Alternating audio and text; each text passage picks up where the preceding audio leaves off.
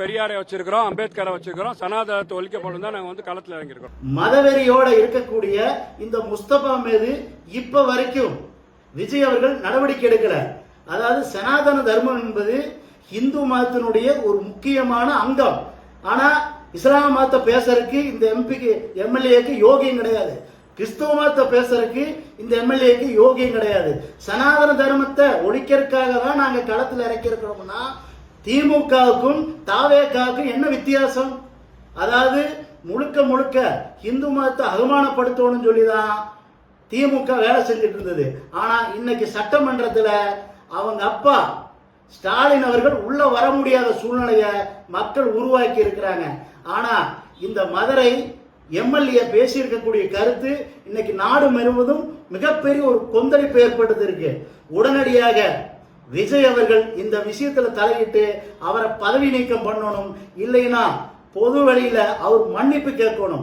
என்ன காரணம்னா நீங்க பதவி ஏற்கும் போது சரிசமமா நாங்க இருப்போம், எல்லா மதத்துக்கும் சரிசமமா நாங்க இருப்போம் சொல்லிக்கிறீங்க. ஆனா இப்ப வரைக்கும் நீங்க கண்டுக்கல, அந்த எம்எல்ஏ மீது நடவடிக்கை எடுக்கல. உடனடியாக இது போல மதவெறியோடு இருக்கக்கூடிய எம்எல்ஏ முஸ்தபாவை உடனடியாக பதவி நீக்கம் செய்ய வேண்டும். இல்லை என்றால் சட்ட ரீதியில நடவடிக்கை எடுத்து அவர் மீது உதயநிதி மீதும் முஸ்தபா மீதும் சட்ட ரீதியில நாங்க நடவடிக்கை எடுப்போம் என்பது இந்த நாட்டில் நான் பதிவு செய்யறேன். பெரியாரை வச்சிருக்கிறோம், அம்பேத்கரை வச்சிருக்கிறோம், சனாதனத்தை ஒழிக்கப்படும் தான் நாங்க களத்தில் இறங்கியிருக்கோம். மதவெறியோட இருக்கக்கூடிய இந்த முஸ்தபா மீது இப்ப வரைக்கும் விஜய் அவர்கள் நடவடிக்கை எடுக்கல. அதாவது சனாதன தர்மம் என்பது இந்து மதத்தினுடைய ஒரு முக்கியமான அங்கம். ஆனா இஸ்லாம மதத்தை பேசுறதுக்கு இந்த எம்பிக்கு எம்எல்ஏக்கு யோகியம் கிடையாது. கிறிஸ்துவ மதத்தை பேசுறதுக்கு இந்த எம்எல்ஏக்கு யோகியம் கிடையாது. சனாதன தர்மத்தை ஒழிக்கிறதுக்காக தான் நாங்க களத்தில் இறக்கி இருக்கிறோம்னா திமுகவுக்கும் தாவேகாவுக்கும் என்ன வித்தியாசம்? அதாவது முழுக்க முழுக்க இந்து மதத்தை அவமானப்படுத்தணும்னு சொல்லிதான் திமுக வேலை செஞ்சுட்டு இருந்தது.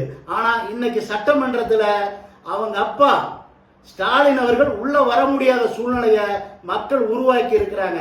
ஆனா இந்த மதுரை எம்எல்ஏ பேசியிருக்கக்கூடிய கருத்து இன்னைக்கு நாடு முழுவதும் மிகப்பெரிய ஒரு கொந்தளிப்பு ஏற்படுத்தி இருக்கு.